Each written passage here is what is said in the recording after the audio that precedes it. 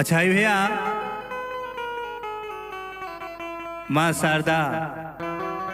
Digital studio के माध्यम से एगो भजन गावे जा रहल बनी। आशा न पूर्ण विश्वास बा कि वो सबके निमन लागी। आई हमारा नाल तबला पर इम्तियाज भैया उर्फ मूसा जी, बेंजू पर हमारे बड़ भैया प्रेम भैया, झाल पर हमरा नंजी भैया ब्याह जी,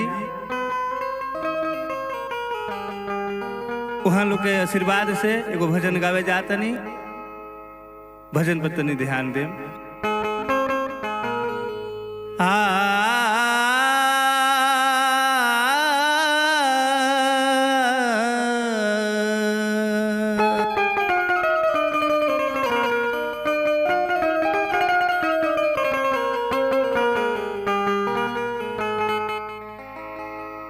राम के गुण गाई है रामता, राम के गुण गई हाँ, राम के गुण गई है रामता, राम के गुण गई हाँ।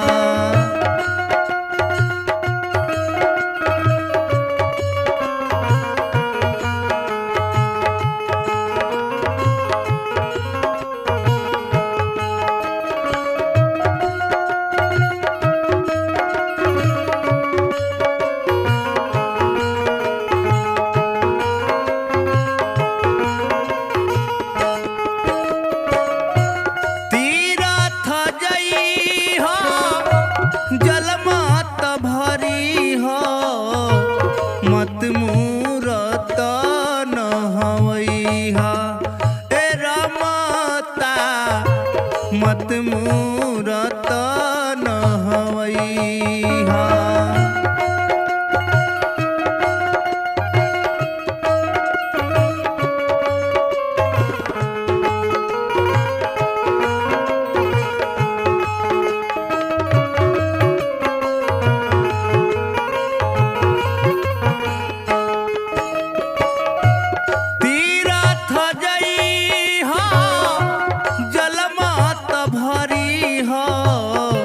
मत मूरत न हवई हा, ए रमता मत मूरत न हवई हा। एही देहिया में 56 कोटि देवता,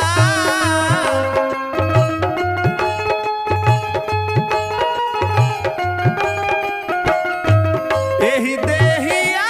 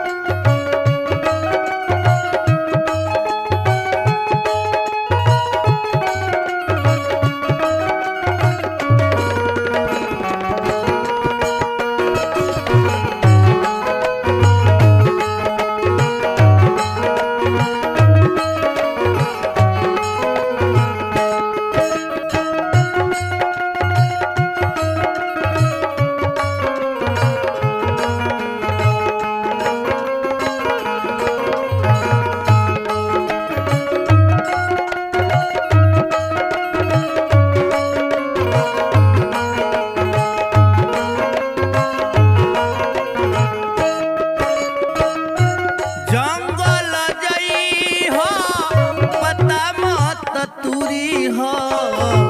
मत वृक्ष सनतई हा ए रमता मत वृक्ष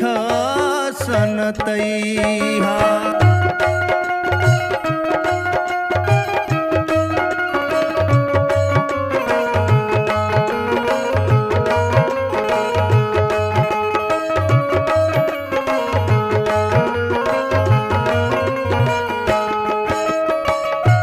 जंगल जई हो पता मत तुरी हो मत वृक्ष सनतई हा ए रमता मत वृक्ष सनतई हा पात ही पात में देव बस तू है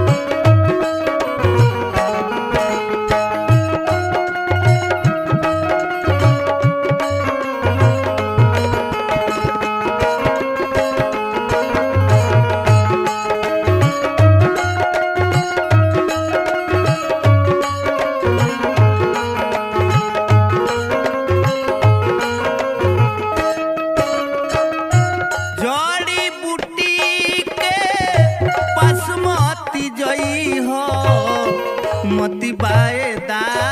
बोलवई हा ए रमता मती बायदा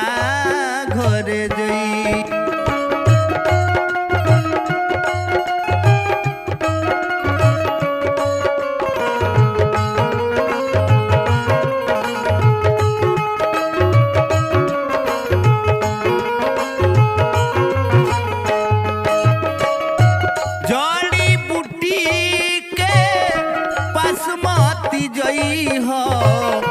मती बायदा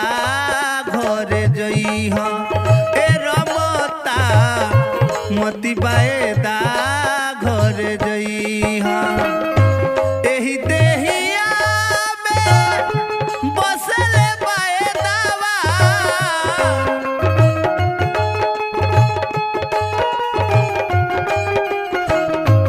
एही देहिया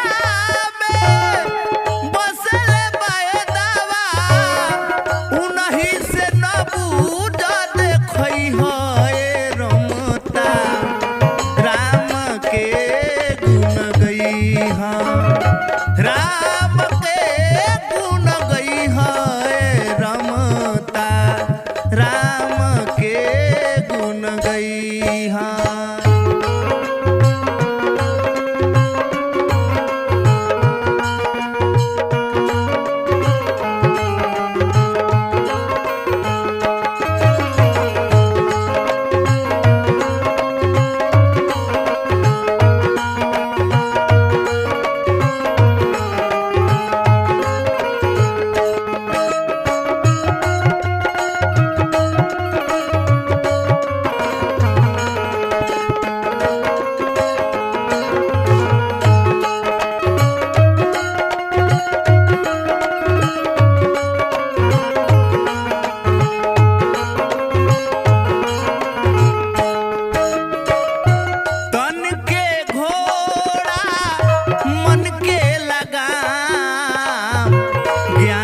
चाभूक बनई हा ए रमता ज्ञान के चाभूक बनई हा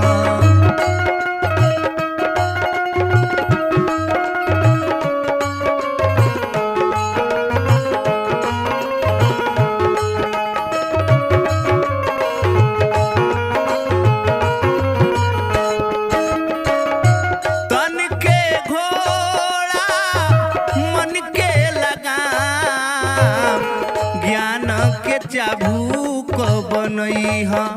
ए रमता ज्ञान के चाबुक बनई ह कहत कबीरा सुनय भाई साधो